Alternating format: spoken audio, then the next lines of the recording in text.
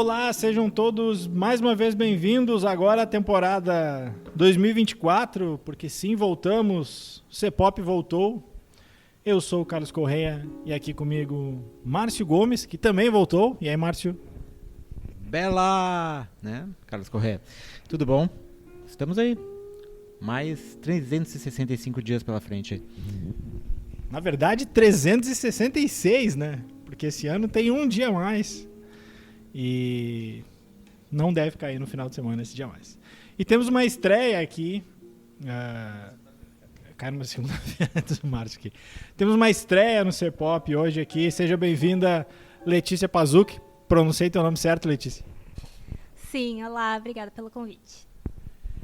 Eu, o Márcio e a Letícia vamos falar hoje de... Vamos começar 2024 falando de Pobres Criaturas. Um dos filmes aí que tem bastante indicações ao Oscar. A gente já vai aproveitar para falar um pouquinho do Oscar também. Então, sem mais delongas, o Thiago vai subir a trilha aí e vamos tocar ficha.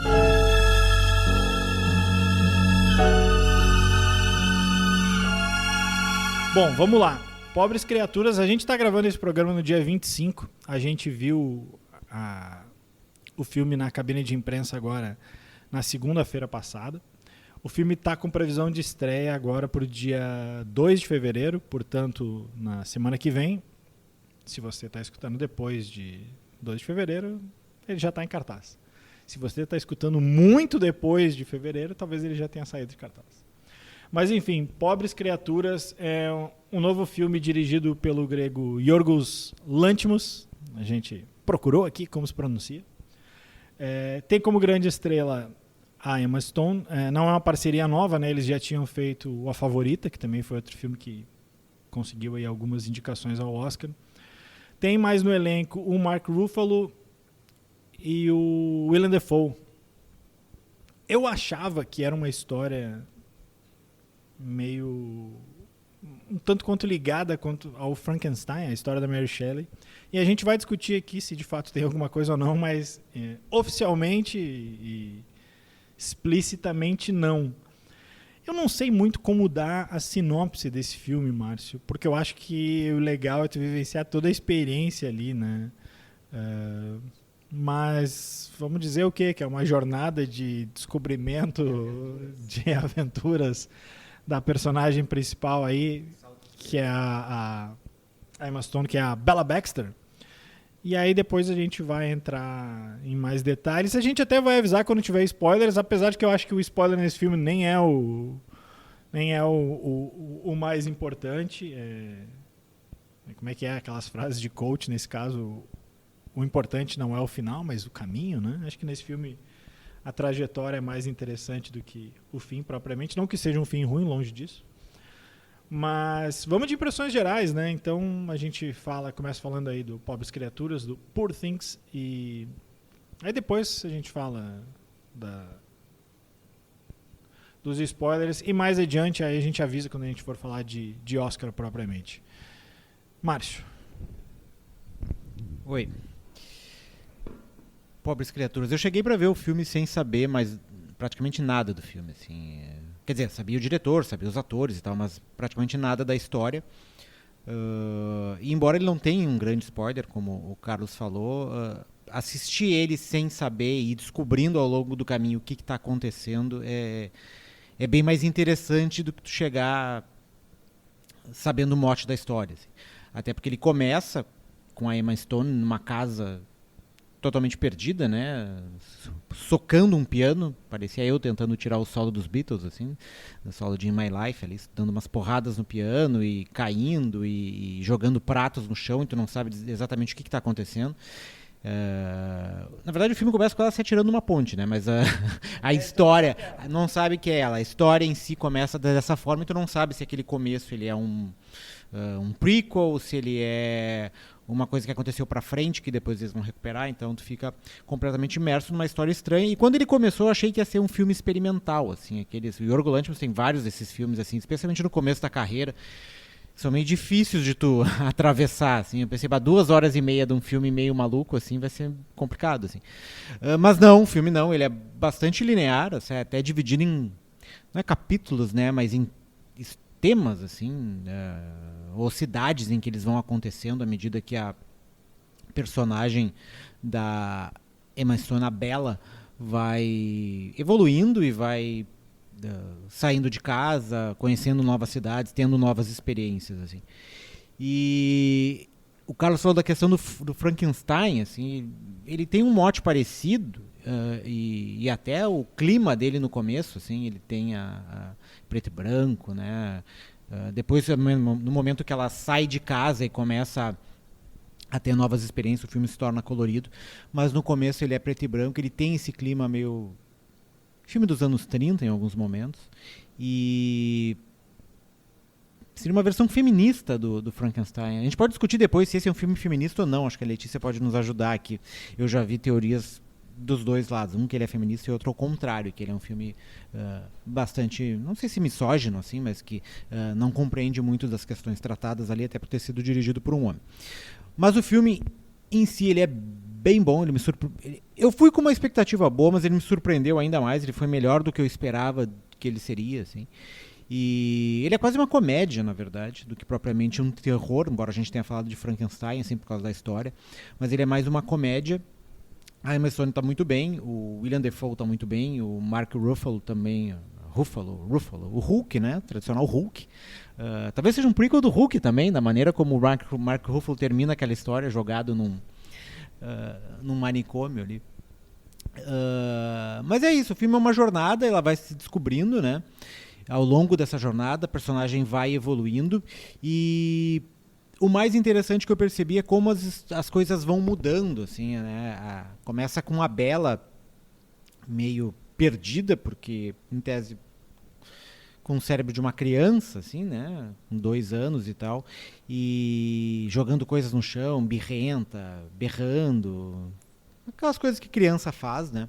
E à medida que ela vai evoluindo, é engraçado que os personagens masculinos que vão começando a tomar essa postura, enquanto ela vai se tornando, vai amadurecendo, vai se tornando mais adulta, vai entendendo algumas coisas, e os personagens masculinos, especialmente o Mark Ruffalo, vai se infantilizando. Ele começa a ficar birrento, a ficar decepcionado e fechando a cara, a ficar, como se falava antigamente, ficava emburrado, né, Carlos Correia?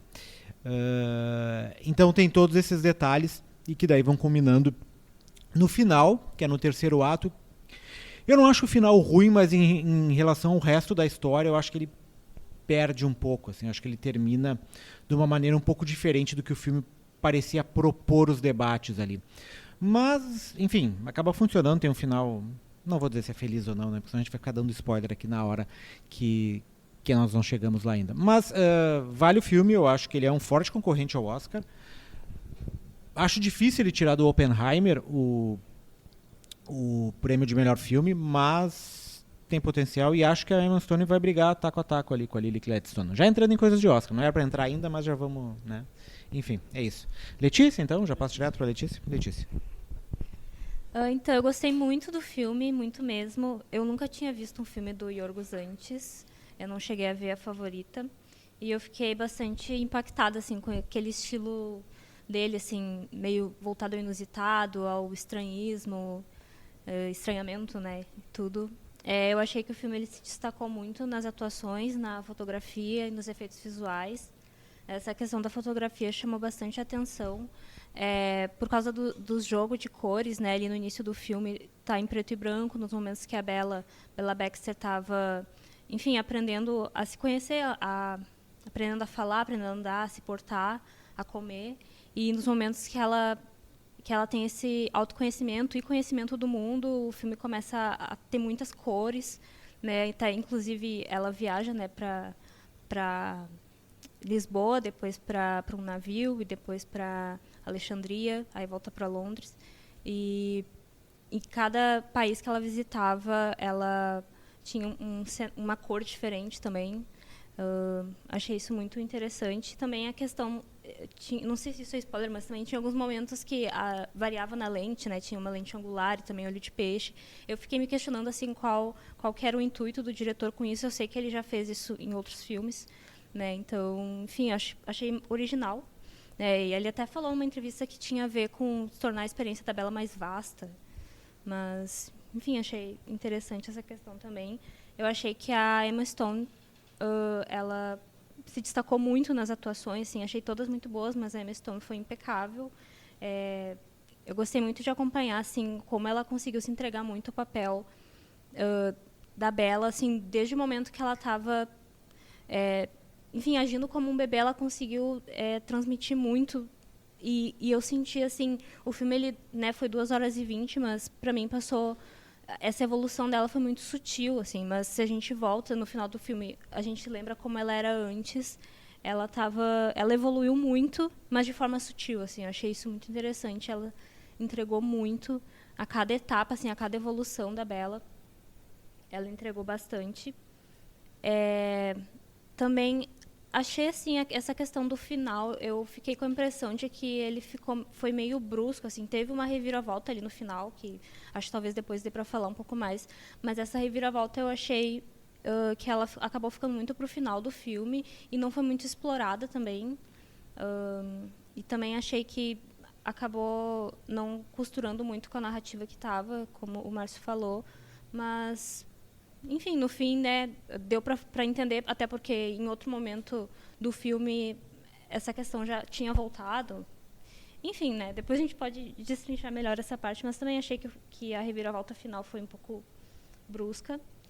E, enfim, sobre a questão do feminismo, né, eu achei, não sei se diria que foi feminista, mas ele provoca muitas reflexões. Eu lembrei um pouco de Barbie, assim, porque foi muito voltado para o humor, mas depois a gente refletia muito sobre essas questões do senso comum, de como a Bella quebrava a questão do status quo, o que é aceitável falar, o que é aceitável, como é aceitável se portar, mesmo que essas regras não estejam escritas em nenhum lugar, mas que toda a sociedade segue.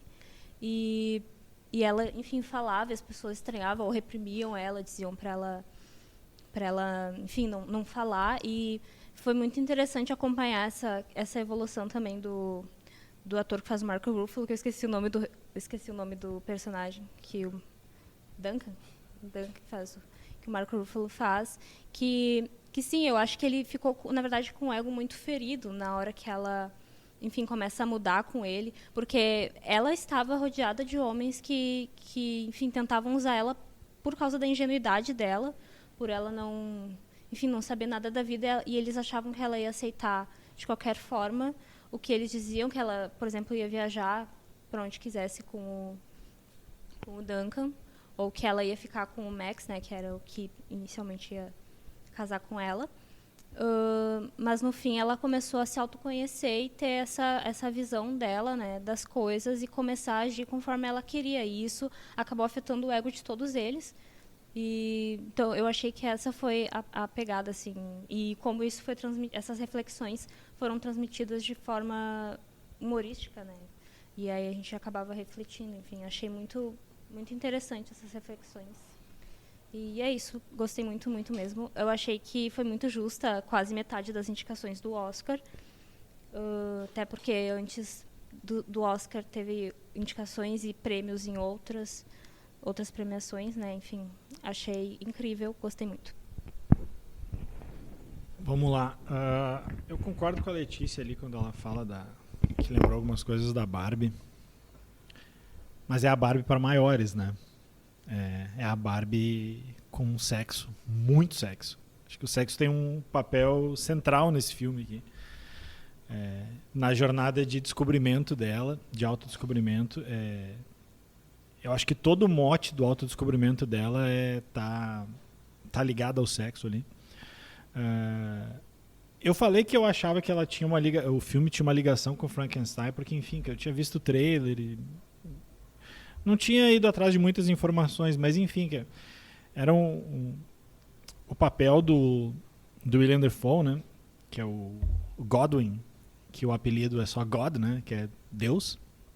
É engraçado até, né, porque em alguns momentos a tradução fala não, pode me chamar de God, né, que seria pode me chamar de Deus, mas aí lá pelas tantas a tradução só ficou God isso, God aquilo, tipo, não, é ruim também fazer essa tradução, porque ali era Godwin, né, então, Mas tem esse jogo de palavras ali.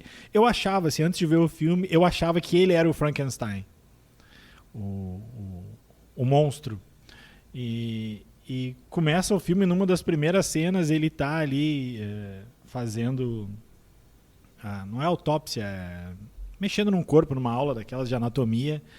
E um dos alunos comenta assim, não, porque agora o monstro vai falar. E me deu mais certeza de que era tinha alguma ligação com o livro da Mary Shelley. E, né, alguns filmes clássicos, aí acho que o ator mais clássico é o do Boris Karloff, né? Mas não, oficialmente não tem nada, assim. Eu acho que pra mim tem algumas citações que estão bem claras, porque eu não sei se isso é spoiler, falar da criação dela, é que é no começo do filme, né? Acho que vamos falar aqui, vou abrir spoiler aqui, mas é um spoiler leve, mas vamos abrir por via das dúvidas. Então, sinal de spoiler.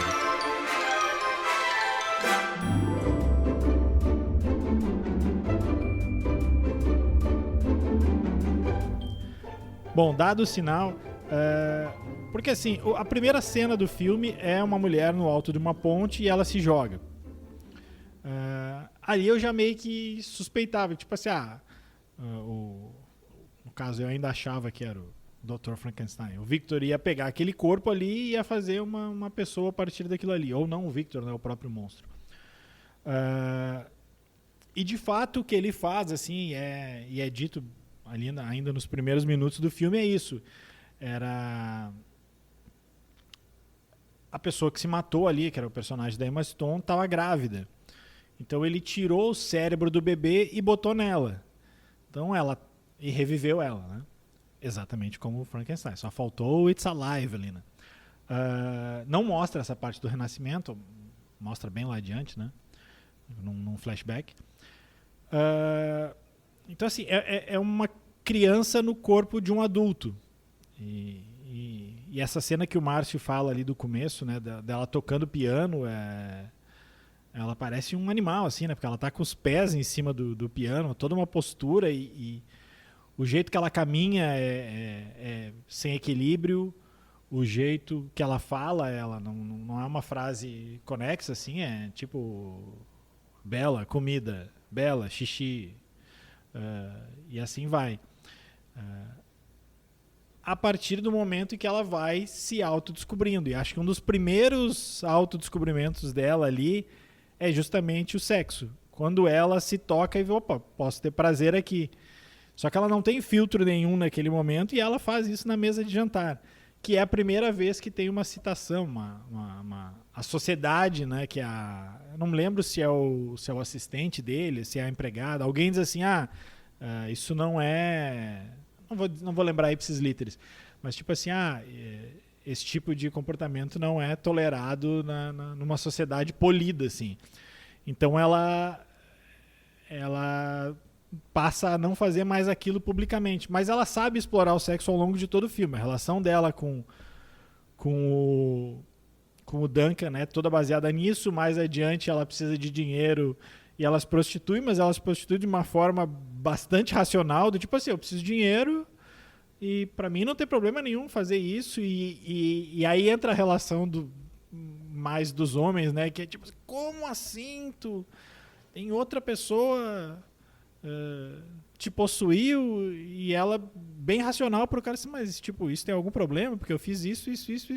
Tipo, a visão dela é completamente racional, assim, e vai expondo o ridículo tanto dos homens ali quanto de todo o resto da sociedade. É porque a própria empregada dela, se tu for deles, né, também tem um comportamento bastante conservador e nada feminista também. Então, assim, eu gosto de como o filme trabalha isso. Vi uma entrevista do diretor dizendo o quanto a Emma Stone teve que se entregar pro filme, porque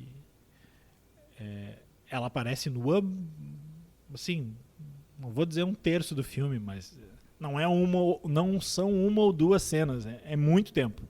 Já tinha aparecido nua na Favorita, mas ali era uma cena pontual. Agora não, é muito tempo, assim. Mas não é uma coisa forçada, não é um filme... Em nenhum momento ele é um filme sensual ou que penda pro erótico. É É muito mais esse tom de comédia de época, ainda que não sejam de época. Eu gosto muito depois na hora que a gente for falar dos Oscars, né? O design de produção do filme, porque é tudo cenário, né? O fundo ali, a cidade, é tudo pintado, é tudo uma coisa meio burlesca, assim, né? Falar em burlesca, tem toda uma parte que é num cabaré, né? As atuações eu gosto muito, assim, eu acho que ninguém ali vai ganhar mais por causa da concorrência, assim. Ela ganhou até o Globo de Ouro, né? Mas a Lily Gladstone cadeira fazendo barulho aqui. A Lily Gladstone do Assassinos da Lua das Flores ganhou de drama e ainda é a favorita, assim, sem fazer trocadilhos com outro filme. Mas ela tá muito bem, assim. Acho que o páreo seria entre elas. Gosto muito da Carey Mulligan também no Maestro, mas enfim. O Mark Ruffalo também, cara, eu acho que ele tá muito bem, assim. É um papel meio despreocupado dele, assim, né? Porque é uma comédia quase física. E eu tava vendo, ele comentou que ele tava se achando meio fraude, assim. Ele disse, cara, será que eu tô trabalhando bem? E eles brincam que o Oscar Isaac, que conhecido aí de outros filmes também, inclusive do Star Wars, é o cara do Duna também, tava trabalhando ali perto, tava filmando alguma outra coisa ali por perto e ele brincava que ele achava, o Mark Ruffalo, que ele achava que ele ia ser demitido a qualquer hora e ia ser substituído pelo Oscar Isaac. Até que o William Dafoe armou essa sacanagem, né? E um dia convidou o Oscar Isaac. E aí eles chegaram numa sala e tava o Oscar Isaac, eles chegaram pro Mark Ruffalo e disseram, olha, realmente aconteceu isso e tal.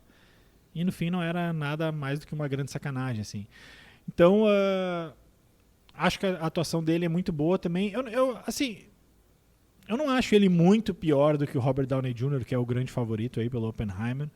Mas é aquilo, né? O que tudo indica, o Oppenheimer vai passar o rodo. Gosto mais desse filme do que dos outros do diretor. Eu até gosto da Favorita. O Lobster, o Lagosta, aquele eu já acho mais estranho. Mas a sensação de estranhamento, pra mim, ela permeia o filme todo, assim. Na Favorita tem a atuação da Olivia Colman lá, que é meio maluca, mas não é nesse nível. Acho que esse filme acho que a loucura dali tá num outro patamar. Não sei se vocês querem discutir alguma coisa específica, se alguma coisa... Então diz aí, Márcio, lança. Eu quero. Não, algumas coisas que me chamaram a atenção, além da que a gente falou na abertura inicial, e agora não tem spoiler também, a gente pode aprofundar um pouco mais. Primeiro a questão da trilha, que é de um músico inglês, um nome meio diferente aqui, até vou pegar aqui para não falar errado. Jerskin Fendrix. Então é um som, lembra, em alguns momentos dá a impressão de ser uma coisa meio Tom Waits, assim. Na verdade esse filme é tão maluco ali que só faltou aparecer o Tom Waits em algum momento, ou cantando ou atuando. Assim. Mas é uma música bem minimalista, assim, bem estranha, e dá o tom, casa bem direitinho com a história que é contada e com todo o cenário que tem ali que se passa. Não tem uma data ali, é uma história... Seria um multiverso ali, né? Uma linha paralela, na virada do século XIX para o século XX, muito provavelmente. E então ele dá esse clima meio bizarro e meio estranho, dá esse tom meio bizarro, meio estranho pro filme, assim. A outra coisa que o Carlos comentou em relação ao sexo ali, isso foi uma das críticas que eu vi ao filme em alguns momentos. Porque assim, a personagem da Emma Stone, a Bella, ela passa presa boa parte do filme, né? Seja enquanto ela tá na casa dela lá com God, né? O William Dafoe. Quando ela sai para viajar com o Mark Ruffalo, em seguida ele aprisiona ela também dentro de um barco, porque ela começa numa caixa, ela começa a andar pela cidade. Depois, na terceira parte do filme, quando ela volta, também ela é aprisionada na casa pelo ex-marido. E o único momento em que ela é realmente livre é quando ela está no bordel. E toda essa parte de autodescobrimento e despertar intelectual da Bella, como o Carlos falou, se dá inicialmente pelo sexo. A partir dali que ela vai se descobrindo. E eu não sei o que vocês acham, mas calcar tudo isso no sexo, especialmente por ser uma personagem feminina, se a gente não está deixando de lado outras questões, assim, e focando especialmente naquilo que atrai mais, né, que é chama mais a atenção, especialmente do público. A outra coisa em relação ao período dela no bordel, ela é totalmente dona do seu... não só do seu corpo, mas da maneira como as relações são colocadas ali, né? Ela está sempre tomando as rédeas da relação ou da negociação ali na questão do bordel. E a gente sabe que nem sempre é assim, né? Muitas vezes tu pega, tem homens violentos, homens abusivos, enfim, e nada disso é mostrado no filme. É como se realmente fosse uma história libertária, um conto da carochinha libertário e sexual, assim. Então eu não sei o quanto isso acaba sendo muito reducionista e simplista. E essa é a parte do filme que me bateu menos, que me interessou menos, assim. E até acho que o final também, que é ali que eu comentei, a gente estava falando, a Letícia comentou um pouco também, ele tem um final extremamente feliz, assim. Ela passa por todos esses perrengues, dá a volta por cima, se cobra do marido, e daí acaba tendo um final em que ela está ali dona da situação e todo mundo ao redor dela, ela praticamente se tornando um novo God ali, vai fazer medicina e tal. Então tem esses problemas que eu queria ouvir a opinião de vocês, assim, e se essa questão do sexo acabou não sendo usada de uma forma meio reducionista em toda a relação dela no filme, assim. Não mostra nenhum problema, são sempre, embora ela tenha sido enganada em tese, né, porque o personagem do Mark Ruffalo meio que diz que vai mostrar ela para o mundo, ela vai, e na verdade ele queria apenas se aproveitar dela, né, no caso ter as relações e depois descartar. Essa era a ideia. O que ele não acaba se surpreendendo, ele acaba se apaixonando por ela, o que ele mesmo reafirma que isso não acontece, assim. Então, não sei, achei que isso acabou sendo deixado de lado em alguns momentos do filme. Eu particularmente, assim, eu acho que é algo pessoal. Eu achei que tinha muitas cenas também, achei que poderia ter menos. Elas eram também muito explícitas, né? Eu vi também, assim, até quando eu comecei a pesquisar sobre o filme, o que mais aparecia era sobre essas questões de cenas, né? Tipo, no trailer a gente via que... A gente imaginava que poderiam ter várias, só de assistir o trailer, mas era o que mais havia nas críticas. E eu lembro até que teve uma entrevista que a Emma Stone falou que as cenas eram necessárias. Ela defendeu as cenas de sexo, ela achou que todas elas eram necessárias porque elas mostravam qual era realmente a experiência da Bella, tipo, que era sem esconder, que era sem reduzir, era exatamente aquilo que ela estava sentindo e, enfim, que fazia muito parte da experiência dela. E até agora, com o Márcio falando, eu fiquei talvez com a reflexão de que talvez essa parte dela do bordel, por exemplo, e também dos momentos que ela estava, enfim, se aventurando, dando os saltos com o Duncan, era muito da visão dela. E talvez justamente por ela ser meio ingênua, ela não entender muito bem o que estava se passando, por exemplo, nos momentos que ela era reprimida, nos momentos que ela era usada por eles, pelos homens ao redor da vida dela. E até, por exemplo, se tivesse alguma cena ali... Por exemplo, aquela cena, um spoilerzão, né? Aquela cena que aparecia até as crianças, por exemplo, junto com o pai, né? Tipo, ela em nenhum momento assim pareceu ela ficar desconfortável com isso. Então, eu acho que também tinha muito essa questão da ingenuidade dela envolvida. Eu acho que isso também ficou muito explícito na hora do filme e talvez o filme acabou focando muito nela e talvez isso não tenha trazido muito esse outro lado, né, que o Márcio estava falando, assim, de mostrar esse lado ruim das coisas, né. Então, pode falar. Não? Na verdade, sobre essas cenas era isso que eu ia falar. Eu também ia comentar sobre, voltando ali a essa questão do final do filme, que eu achei que não foi tão explorado. Eu achei que alguns personagens também não foram muito explorados. Teve essa questão do marido, que, né, ele voltou. Eu não sei a que altura do filme estava essa cena, mas na minha impressão ele acabou ficando muito para o final. E, enfim, ele não foi muito explorado, né? Eu não vou dar um spoiler que aconteceu com ele, mas, enfim, não foi muito explorado. E também achei que alguns personagens não foram muito explorados, né? Eu até tinha pegado aqui o nome de uns. Aqueles que ela conheceu no navio, né? O Harry e a Martha. Eles tiveram o papel deles ali. Eu acho que o papel deles foi apoiar ela, porque eles foram os que mais incentivaram ela ali no momento de... Acho que no momento do navio foram as pessoas as únicas que não reprimiram ela em nenhum momento, que, enfim, incentivavam ela a se autoconhecer, a explorar, enfim, a conhecer o mundo. Então, eles tiveram o papel deles, mas eles também não foram muito explorados, né? De onde eles vieram, o que eles estavam fazendo ali. Eu achei que a história deles poderia ser mais explorada. E também da Sweeney, eu acho que é ela que fez aquela personagem que, no momento que ela estava viajando, o God, enfim, fez o mesmo experimento com ela. Eu não entendi qual foi o momento dela na cena. Quer falar? Só que não é a Sweeney, essa aí. A Sweeney é a tia Sweeney. A tia Sweeney é a do bordel ali. Tá, eu não... Isso, a Bella Baxter 2, no momento que ela estava ali no filme, eu não entendi muito bem também qual foi o papel dela ali, se foi meio que para mostrar como... Eu não entendi se o doutor, Felicity.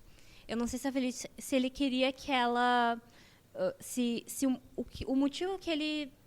Enfim, fez a mesma coisa com ela que fez com a Bella, se foi por questão emocional, porque também teve muito essa questão emocional do doutor, né, por ele ter sentido a falta dela, ou se foi por questão científica mesmo, experimental, se ele queria continuar o experimento dele, apesar de que eu acho que ele não fez isso com outra pessoa, apenas com animais, né, teve toda aquela questão dos animais, que ele botava a cabeça de um cachorro num porco, a cabeça de um gado numa galinha e tudo, mas... Enfim, eu fiquei refletindo se essas histórias, enfim, poderiam ser mais exploradas no filme. Queria saber o que vocês acham também. Eu não sei, não fica claro ali, né? Em nenhum momento eles falam de qual é o cérebro que essa segunda personagem recebe, né? Se é de um bebê ou não. Então, mas fica, para mim é meio óbvio que ele está tentando suprir uma ausência, né? Só que dessa vez ele tem uma atitude diferente. Ele fala, né, que ele vai tentar não se apegar, né, que ele vai tentar fazer só uma experiência científica mesmo, porque se apegou e deu no que deu, não sei o que. Voltando ali para a questão anterior do sexo, eu acho que tem dois aspectos, assim. O primeiro é porque eu acho que o filme inteiro a gente vê pelos olhos dela, né? Então acho que se justifica um pouco, assim. Em termos de tamanho, de número de cenas, eu até acho que poderia cortar uma ou outra, mas eu não acho exagerado, porque eu não acho apelativo. O sexo não tá ali pra tipo assim, não é um filme para adolescente, sabe? Não é, tem filmes com muito menos cena de sexo que adolescente vai querer ver, se é que vocês me entendem. E esse aí não é o caso ali. Eu acho que agrega a história, fora que é um elemento instintivo ali, né? E ela é uma criança, uma mulher se descobrindo muito rápido, né? Uma velocidade muito diferente. Então, assim, tem muito do instinto ali. Fora que, e eu entendo o que o Márcio fala ali, de que a realidade não é assim, mas a gente também não vai cobrar a realidade no filme que ele tira o cérebro de um bebê e bota numa mulher. Mas, para além disso, se a gente for pegar nesse aspecto, mesmo que os caras entrem no quarto ali como os dominadores, ela sabe que no momento em que começa o sexo em si, ela toma as rédeas. Ela sabe como lidar com cada um. Ela vai aprendendo como lidar com cada um, né? Tem a história que tem o pai lá que vai com os filhos para demonstrar... E o cara vai todo bonzão e quem demonstra é ela, né? Ela fala da esganadinha e outras cositas, né? Então eu acho que tá dentro do contexto do filme. Até poderia ter outros elementos, mas eu não acho que seja equivocado ou não. Eu acho que tá dentro da estrutura que ele montou. O final, sim, eu não acho um final ruim, mas eu acho que ele surge meio do nada, assim. Como a gente já avisou que tem spoiler, né? Aquela parte ali do casamento, não sei pra vocês, mas pra mim tava com cara de fim, né? Tipo, tá, agora o filme vai acabar meio que aqui, tipo, ela vai assumir a função de Deus ali, né? E não, tem mais não chega a ser um epílogo, né? Mas é como se fosse, às vezes, de um epílogo um último capítulo, assim, e mais. E eu não acho ruim também aquele ato. Eu só acho ele meio destoante do resto do filme, assim, cara. O filme vem numa levada e aí chega no final ele faz uma curva, assim, ainda que seja uma curva boa, é uma curva diferente. Vamos pegar aqui que eu e o Márcio já tinha falado do Assassino da Lua das Flores, né? Que é um filme, ao contrário dos outros filmes do Scorsese, é um filme que não acelera no final, é um filme que tem seu ritmo próprio, ele vai naquele ritmo até o final e tu imagina ele como uma grande reta, né? O Pobres Criaturas, eu acho que ele é uma imensa reta que no final ele faz uma curva ali. Não me incomodou, assim, mas eu entendo o estranhamento de vocês, assim, né? Também me estranhou um pouco, mas tipo, aquelas alturas ali o filme já tinha me ganho também. Por partes aqui, pra mim tentar não me perder aqui nas várias coisas que eu tenho pra costurar no meu cérebro aqui. Eu não tô com o cérebro da Bela aqui, né? Ainda tô na fase da infância, ainda tô tentando não esbarrar nas coisas. Primeiro a questão do sexo ali que o Carlos comentou, eu não acho nem uma questão de realidade, entendeu? É mais porque na parte do barco ali, quando ela conhece o Harry, que eu acho que é um dos personagens que a Letícia falou que não foi bem explorado, eu concordo com ela, é o cara que apresenta o lado negativo das coisas, né? É o cara que chega e mostra a realidade pra ela. Ela tá vivendo um mundo que é um imenso parque de diversões, né? Ela é completamente ingênua, que acha que tudo é maravilhoso. E o Harry chega e leva ela lá pra Alexandria e diz, olha, aqui, ó, tem tragédia no mundo, tem desgraça, tem horror, não sei, daí ela vê um monte de bebês mortos, enfim. E eu acho que a questão do sexo é a mesma coisa, sabe? O sexo é ótimo, liberta, né? Dá prazer, enfim. Exatamente, mas tem seus problemas, né? Tem vários seus problemas. Eu acho que esses problemas poderiam ter sido explorados ali na questão do bordel, mais por causa disso, assim. Quanto ao último ato ali, eu teria cortado todo aquele último ato. Eu acho que não precisava a questão do surgimento do marido, ele podia ter contado aquela história, mas não precisava ele ter aparecido, ela ter tido toda aquela questão de vingança com ele. Tipo, achei que meio que destoa de todo o resto do filme, assim. Não é nenhuma questão de ser ruim ou ser bom, mas parece que vira outro filme ali, o tom do filme muda ali. E daí torna aquele final feliz ali muito... sei lá, pra mim, muito... não é água com açúcar, porque o filme é todo bizarro, e ali o final é bizarro também. Tem um cara que se transforma, botaram o cérebro de uma ovelha, de uma cabra nele ali, e o cara fica em posição de cabra berrando, fazendo mé no jardim. Então não é água com açúcar porque tem isso, assim. Mas eu acho que se ela tivesse acabado no casamento, como o Carlos falou, ficaria um pouco mais... coerente com as questões de que ela é uma pessoa que nasceu livre, né, expressava suas emoções e seus sentimentos de forma totalmente aberta e aos poucos foi sendo constrangida pelas normas, né, foi se adaptando aos processos. Então ela sabe que não pode se tocar em público, ela sabe que não pode falar certas coisas, que ela não pode ir lá dar um soco no bebê porque o bebê está chorando, entendeu? Então ali quando ela casava parecia que ela estava isso, se entregando às normas, né, se entregando às instituições, casando com um cara e deixando a vida de aventuras para trás. Então acho que teria sido um final um pouquinho, pelo menos para mim, assim, teria sido mais coerente com a história, assim. Mas de qualquer forma o filme como um todo é muito bom. Ele me lembrou muito em alguns momentos a jornada do Bo Tem Medo, assim. Embora ela seja uma personagem que acaba tendo uma atitude bem mais propositiva, né, tomando as rédeas do seu futuro, e o Bo passa o filme todo correndo atrás do que ele quer sem conseguir ter, né? No final ele acaba primeiro com medo, depois ansioso e depois nervoso, enfim, é outro tipo de jornada, mas eu acho que é uma jornada tão estranha quanto a do filme do Ari Aster ali. Que mais? Tem mais uma coisa que eu queria falar, acabou me fugindo, como eu disse, no momento Bella Baxter aqui.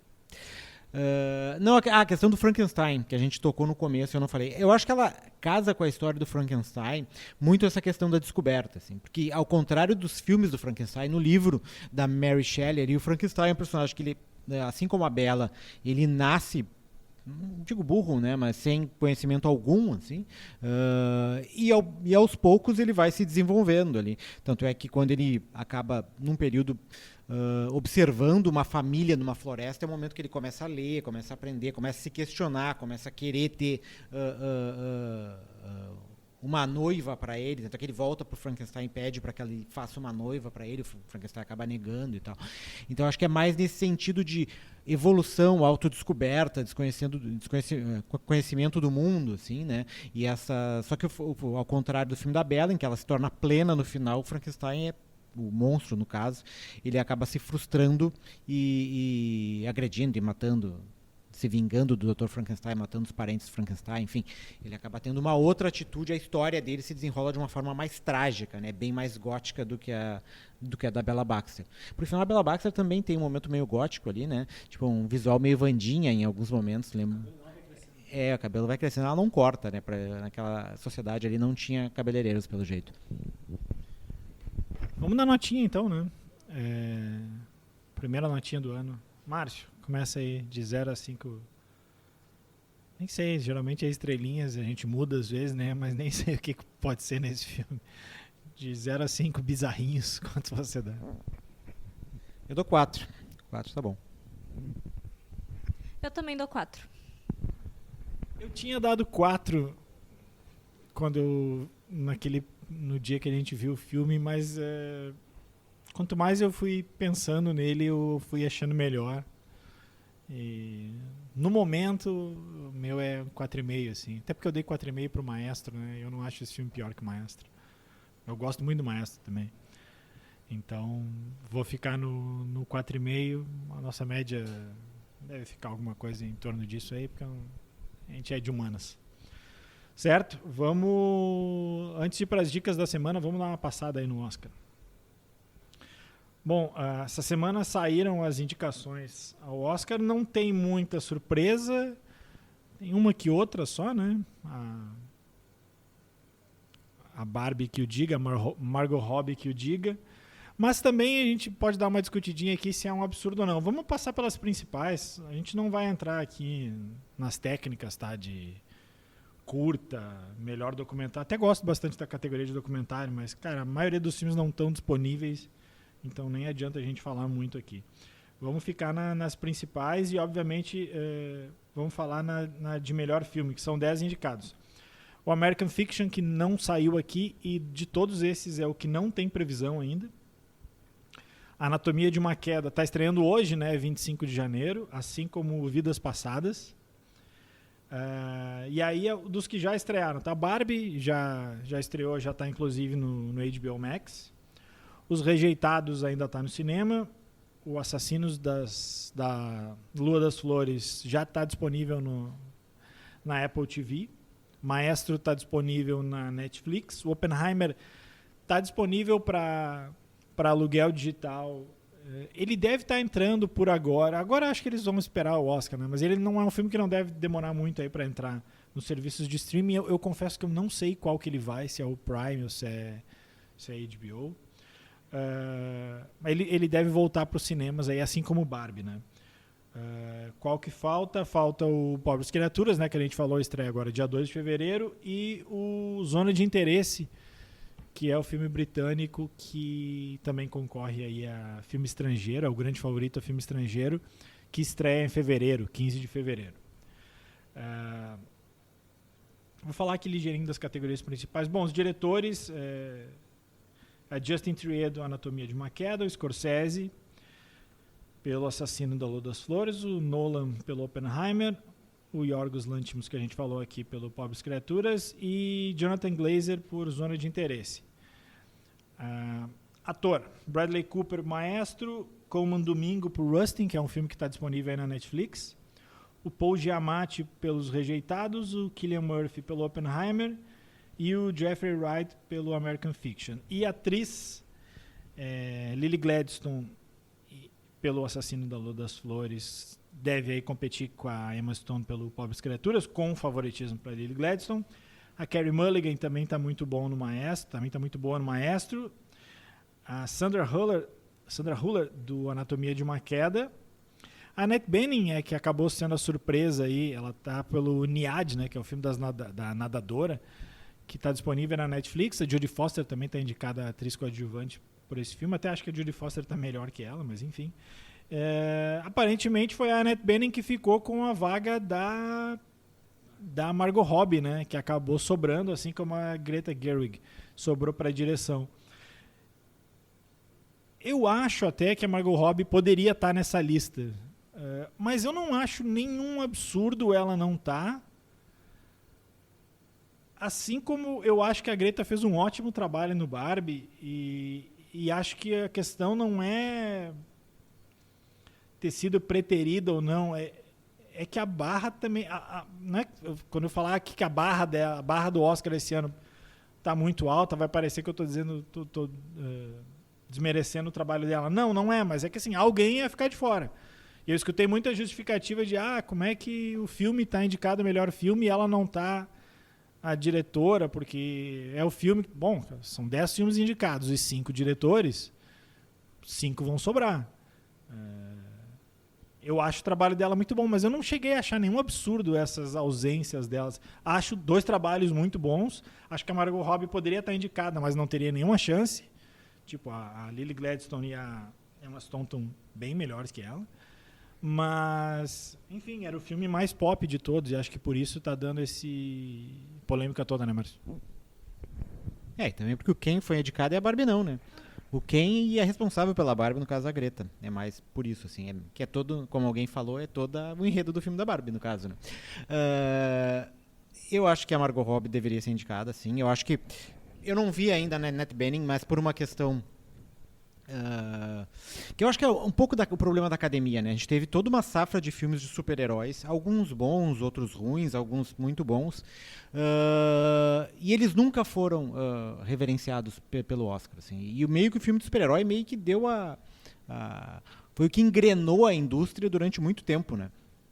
Até chegar ao seu esgotamento, que é o que a gente está vendo agora, e agora essa onda já passou, e dificilmente a gente vai ter filmes capazes de concorrer ao Oscar como a gente teve, não que precisasse ganhar, entendeu? Mas que fosse indicado para melhor filme. E eu acho que meio que a academia passa ao largo desses fenômenos populares, assim, uma forma meio rançosa de lidar com as coisas. Acho que a Barbie poderia ter sido indicada, pelo menos no lugar da Annette Bening, embora eu não tenha visto a Annette Bening ainda, não sei. Nas outras 4 é difícil, acho que a Greta deveria ter entrado no meio ali, em algum momento também. Mas eu acho que isso prova, eu até nem sabia que o Niad estava na Netflix, agora que o Carlos falou que eu me toquei, que pela primeira, não sei se é pela primeira vez, mas parece que a Netflix está cada vez mais se consolidando, e talvez por causa do lobby, assim, dentro da academia. Se antes era difícil os filmes de streaming chegarem, serem indicados e ganharem prêmios, agora tu tem filmes da Netflix ali que, tipo, o Conde está indicado. Que é um filme ok, não, acho que ele até está bem indicado, mas fotografia, acho que eu gosto muito da fotografia daquele filme, a gente fez um episódio, a gente gostou do filme, só que é um filme marginal ali, né? Não é um filme que tu cogitaria ou pensaria por uma indicação ao Oscar. E tem outros exemplos que eu não me lembro agora, mas que a Netflix meio que... O próprio Maestro, como o Carlos falou, é um bom filme, mas é pra estar em tantas categorias, assim... Acho que tem filmes melhores que poderiam ter entrado na vaga dele, assim. Então eu acho que é um pouco o poder da Netflix surgindo surgindo não, mas se consolidando, no caso, e talvez em algum momento vai acabar assumindo a supremacia do Oscar ali, porque afinal de contas a Netflix já ganhou a guerra dos streams e pode ganhar a guerra do Oscar também. Mas tu sabe que eu faço uma análise um pouco contrária a essa, assim. Sou do contra nos filmes, você é do contra na análise. Eu acho que em relação a outros anos, esse filme diminuiu o poder dos streamings, cara. Porque assim, o ano passado era aquele delírio coletivo, aquele filme superestimado pra caramba, que é o Tudo em Todo Lugar, né, ao mesmo tempo. E tinham várias indicações ali de Netflix, de Prime, de Apple. No ano anterior o Coda ganhou, né, que era o filme que aqui estava no Prime, mas era o filme da Apple, e a Netflix nunca ficava. A Netflix teve aquela vez o filme que é no México, o Roma. Eles tentaram investir tudo no irlandês, aquela vez não foi. Esse ano até tem filmes ali de streaming, que no caso é o Maestro e o Assassino das Flores, mas de resto é tudo estúdio, né? Ainda não chegou no streaming, assim, tem muita coisa da Netflix muito indicado na Netflix. A Netflix é o que mais tem indicações, assim, não no número total, porque se tu pegar Barbie vai ter várias indicações, é um filme da HBO, da Warner, né? Mas assim, o número de filmes diferentes de cada uma, a Warner acho que tem 2, é Barbie, não vou me lembrar mais algum outro técnico. O Prime também é maquiagem no Golda e tem mais um assim.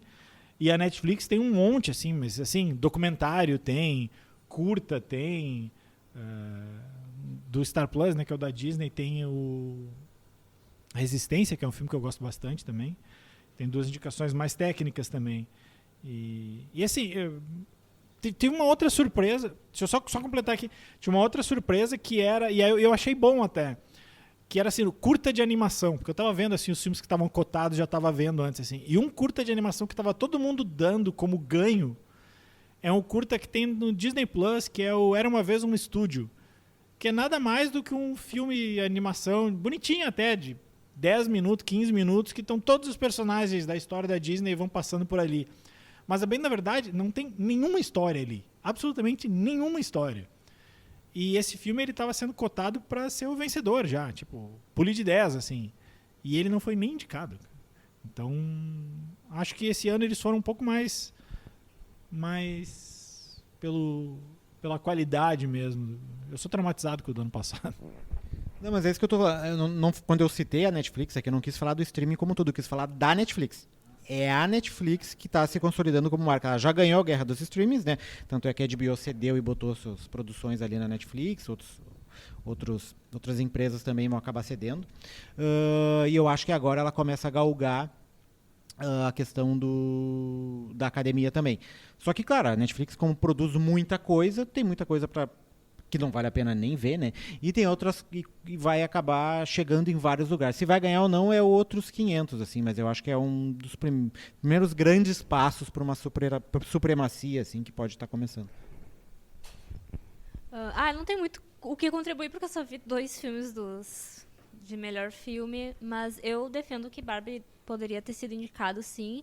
E eu acho que o que mais chocou, na verdade, foi o Ryan ter sido indicado e a Margot Robbie não, e também a Greta não. Ainda mais que eles, enfim, tiveram reconhecimento em outros prêmios.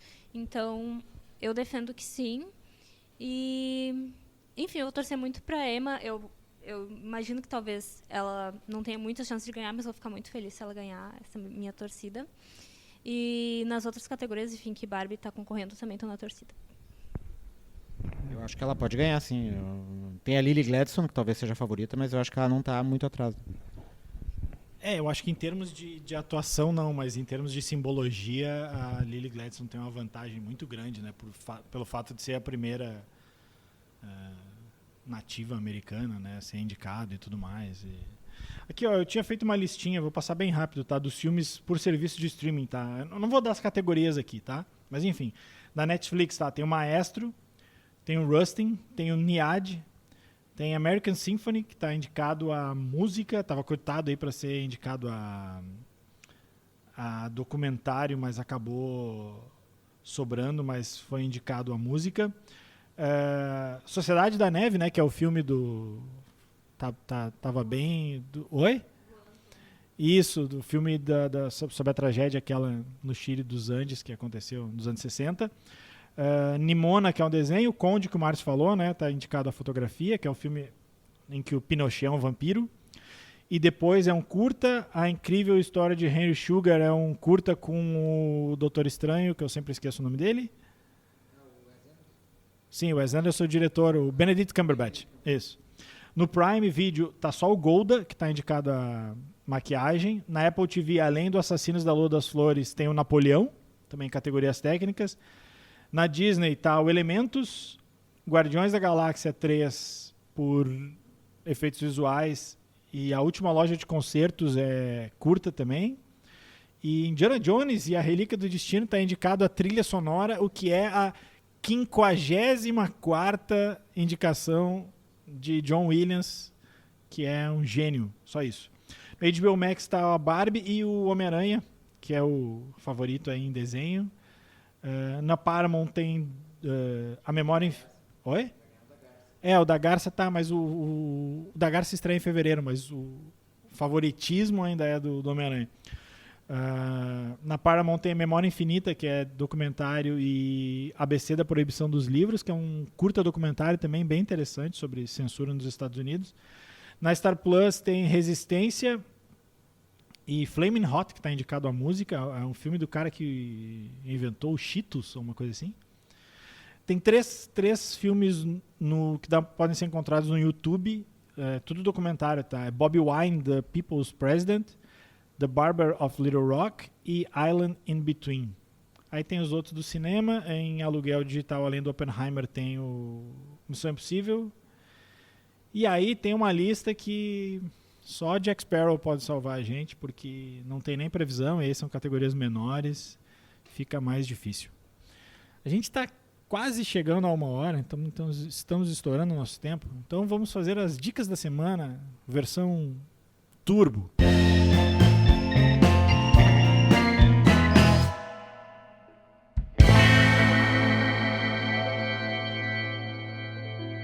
Vamos lá, dicas da semana. Márcio, começa aí. Oi. Pode ser qualquer coisa. A Letícia está perguntando, foi pega de surpresa. As pessoas normalmente são pega de surpresas, né? Quando a gente faz o Dica da Semana. Eu tenho 3 dicas, né? Eu tô cheio de dicas, vou dar aos pouquinhos.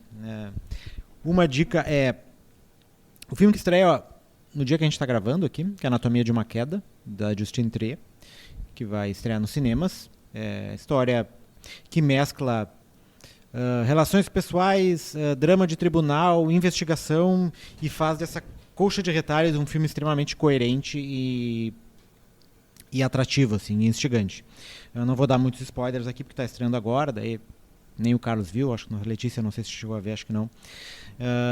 E além da Justine Triet, que o Carlos citou aqui nas indicadas para a diretora do Oscar, e dela tem um filme que já está no MUBI, é um filme de 2012 ou 13, se eu não me engano, que é A Batalha de Solferino, que é uma história que se passa durante as eleições de 2012 na França, entre o Hollande e o Sarkozy.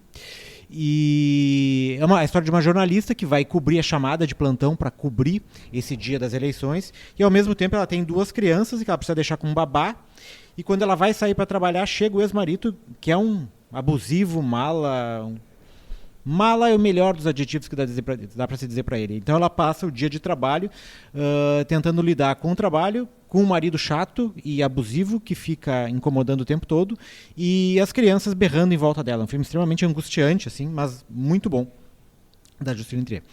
E a última dica é uma exposição que eu vi nas férias aí, Carlos Corrêa, tu disse férias aí, né? Aqui está no Farol Santander, que é Reflexos Inversos no País das Maravilhas.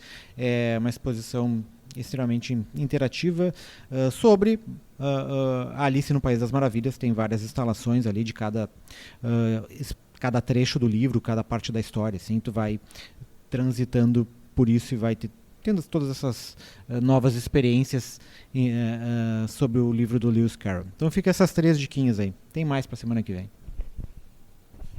Eu não tive tempo de pensar muito, mas eu vou indicar um filme que eu assisti esse fim de semana, que é A Sociedade da Neve, que o Carlos tinha acabado de mencionar, que inclusive teve 2 indicações no Oscar, que foi melhor filme internacional e, se não me engano, era melhor maquiagem e cabelo.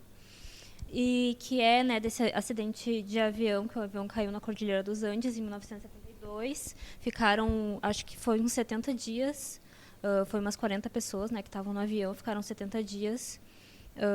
Na verdade, tiveram poucos sobreviventes, né? Dessas 70, algumas 16, eu acho, que sobreviveram. E é muito emocionante o filme, tem relatos muito reais, enfim, porque foi baseado em uma obra, né, no livro A Sociedade da Neve, e que tem relatos muito verdadeiros, é muito angustiante, emocionante, e, enfim, recomendo muito. Carlos Corrêa trabalhou na cobertura desse acidente, não, Carlos? Não fode, Márcio. Cara, mas esse filme é bom. Eu tinha visto... Tem um outro filme sobre esse mesmo tema, né? Que é o Alive, aquele o Vivos, que é com o Ethan Hawke, dos anos 90, né? Mas esse é bem melhor, assim, cara. Esses dias tinha uma amiga minha que pediu umas dicas, eu até passei algumas e citei esse filme aí ontem. Eu perguntei, tu chegou a ver? Ela, não, mas uma amiga minha viu aquele que tu tinha falado dos canibais. Eu fiquei pensando, que filme eu falei dos canibais? Era esse, né? Porque, enfim, é um caso notório que eles tiveram que comer a carne uns dos outros para sobreviver. É bem bom mesmo. Fiquei surpreso. Eu achei que ele ia ser um filme meio apelar para ser emotivo demais, assim, meio sentimentalista, mas não, o filme eu achei bom, assim. A cena do acidente é forte também, né? Bom, eu vou dar uma dica também num filme que está no MUBI, acho que estreou no começo do ano, ali na virada do ano. Não se enganem pelo nome, tá? Que é How to Have Sex, que é um filme de estreia também da diretora. É um filme que é sobre... Ele me lembrou em algumas coisas o After Sun, por causa do lugar, assim, das férias. Tu vai para um lugar, tu vai para uma colônia, não é uma colônia de férias, mas uma cidade, assim, de férias. Só que o After Sun é na Turquia, né? E esse é na Grécia, ou ao contrário. O After Sun é na Turquia. A diretora é a Molly Manning, né? Então, são 3 amigas que viajam aí para passar as férias. Não dizeremos, são americanas, né? Vão passar as férias lá e tu imagina que o filme vai ser uma história de festa e putaria, e não tem nada disso, assim, é muito mais sensível do que isso, assim. Também é uma jornada de descoberta ali, pelo menos de uma das personagens. Até acho que esse filme bate mais em mulher do que... Tipo, acho que uma mulher vendo esse filme tende a achar ele até melhor do que a gente, assim, porque tem coisas ali que a gente pode ver, mas a gente nunca vai entender exatamente como é que é.